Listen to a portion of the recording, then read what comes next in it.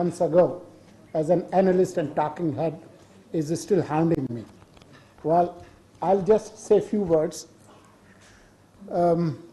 Pakistan as a country wants to develop as a progressive democratic nation that wants peace within and peace without.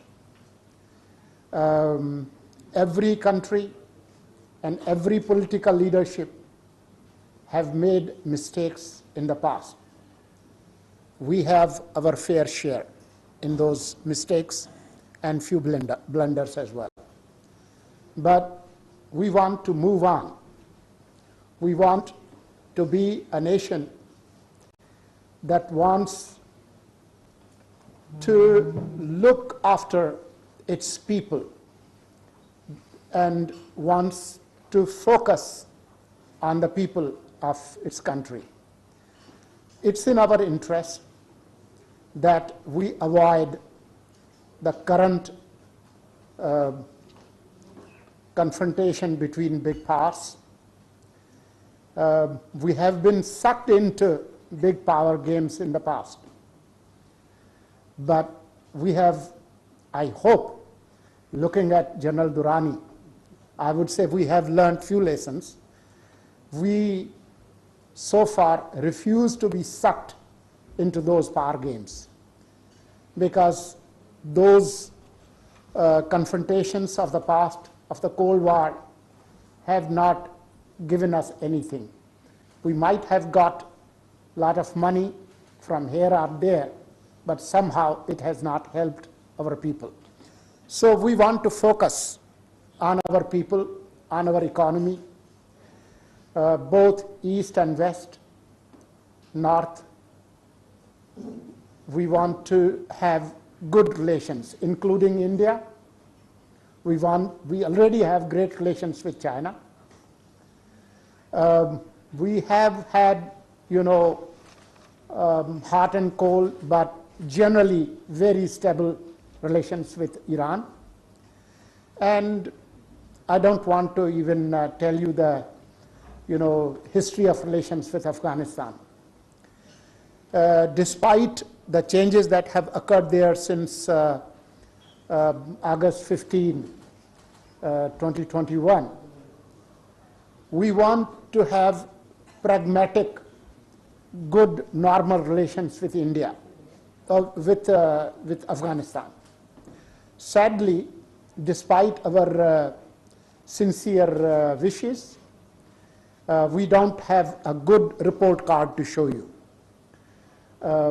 We are having serious problems at times, and if you have followed the speech of our Interior Minister, giving you the stats, even just recent 24 suicide attacks that happened on our soil, 14 of those were Afghan nationals.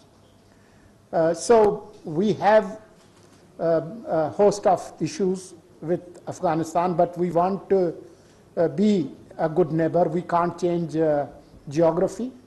We can't change neighbors. So we would like to have good relations with them. We have great relations with the wider Middle East.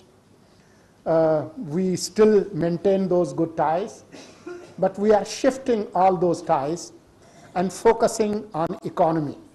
We are focusing on trade. I'm sure you are aware of the new initiative that took place during last government, and we are continuing SIFC, Special Investment Facilitation Council.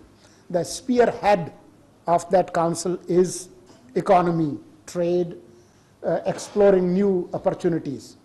So we want to be a peaceful state within our boundaries, and we want to promote those relations, and that's all I could offer when you are not mentally ready and you are thrust to speak when you had no clue you would be speaking. Thank you.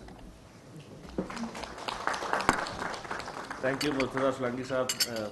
Exactly, this was the deliberation of our this session, where we spoke about having more regional approach.